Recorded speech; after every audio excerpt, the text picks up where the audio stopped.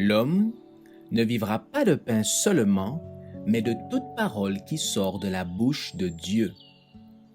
Voici votre moment de méditation quotidienne.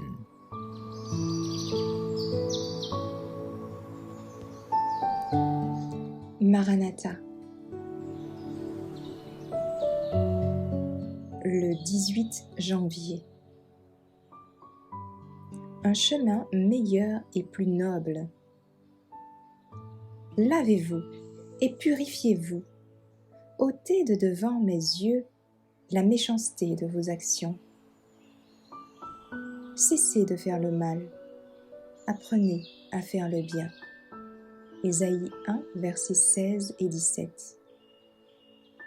L'ignorance, l'amour des plaisirs et les habitudes néfastes qui corrompent l'âme, le corps et l'esprit remplissent le monde d'une véritable lèpre morale. Un paludisme moral mortel détruit des milliers, des dizaines de milliers de personnes.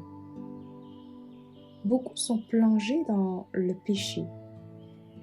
Beaucoup se trouvent dans la misère, la souffrance, le besoin, l'incrédulité, le découragement, la maladie physique et morale.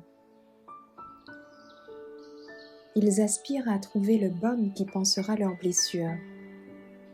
Satan les pousse à le rechercher dans la luxure et les plaisirs qui consommeront leur déchéance et leur mort.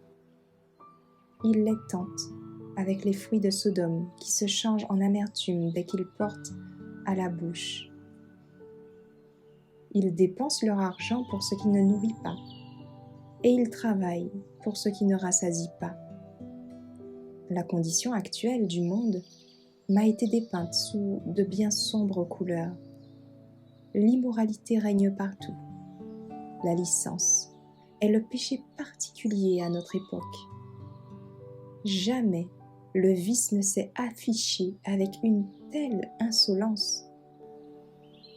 Une certaine torpeur envahit le monde, et ceux qui aiment la vertu et la bonté sont presque découragés en constatant que l'iniquité se généralise à notre époque, qu'elle s'étale et s'enhardit. Et pas seulement chez les incroyants et les moqueurs, si encore c'était le cas, mais au contraire. Beaucoup de soi-disant chrétiens sont coupables. Même ceux qui prétendent espérer la venue du Christ ne s'y préparent pas autant que Satan lui-même. Ils ne se purifient pas de toute souillure. Ils se sont tellement abandonnés à la débauche que leurs pensées sont naturellement impures et leur imagination corrompue. Il est tout aussi impossible à leur esprit de s'arrêter sur des sujets purs et sains que d'essayer de détourner les eaux du Niagara et de leur faire remonter les chutes. Tout vrai croyant devra apprendre à réfréner ses passions et à agir seulement d'après de sûrs principes. Si la sensualité, la pollution morale, l'adultère, le crime et le meurtre sont monnaie courante parmi ceux qui ne connaissent pas la vérité et refusent d'être dirigés par les principes de la parole de Dieu, combien il importe que ceux qui se prétendent disciples du Christ, intimement liés à Dieu et aux anges, donnent un exemple meilleur et plus noble. Il est tout à fait essentiel que, par leur pureté et leur moralité, ceux-ci offrent un contraste indéniable par rapport à ceux qui sont dominés par leur passion bestiale.